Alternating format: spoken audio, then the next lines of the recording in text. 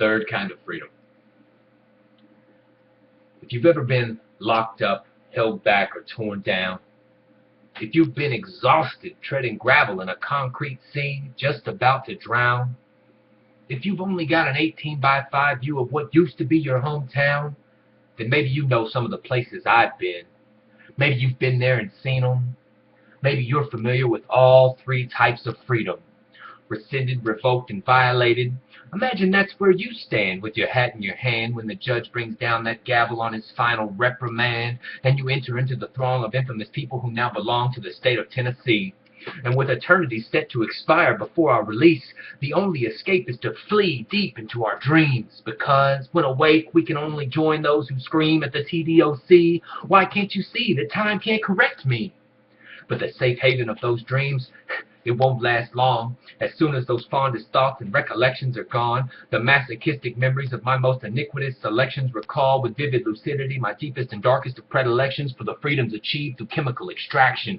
To me, as easy as 1, 2, 3, ABG, 100 mgs, 0.3 of the cocaine, a kiss from the flame, and just a couple cc's. That's the recipe for a cocktail that brings the divinities within reach.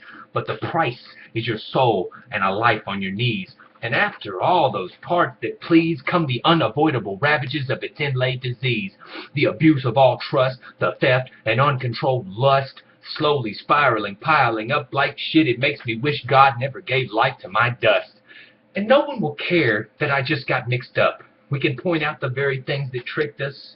We can blame it all on the manipulation of molecules designed to addict us. We can outline the whole system constructed to corrupt and control us, but we're shackled and chained, and no one gives a damn about all the things we try to explain. You're supposed to just do the time and choke down the shame. It's enough to get me seeking the funnel of this cesspool's drain, freaking out and fiending to find even a phantom freedom from all of this pain. I couldn't quench that thirst I had to elevate, and now inside my brain there's nothing even close to sober real estate. So I'm left here locked away with just this bitter aftertaste of all the things that used to exist in front of my face. All the things I've swept away, the relationships I've laid to waste, because of all the things I'd never say, because of all the steps I wouldn't take. I'd only tried to free my mind of worries and cares, but that freedom came at the price of an existence that I couldn't stand to bear. And when I tried to free myself from that most desperate place, I found the howling train's metallic clang had left me broken and deranged. My insides now, all crooked and stained, I've sought the ultimate final release from this plane. But living here, in the ruins of the palace of my fate, I can only stare off into space towards the gleaming empires and rising paragons that have taken my place. Forever attuned to the miscalculation of my own mistakes, I no longer seek to physically leave this place. I no longer attempt those fleeting escapes into my brain. I no longer crave those chemical tastes, the touch of people, the comforts of music. These things, I no longer need them.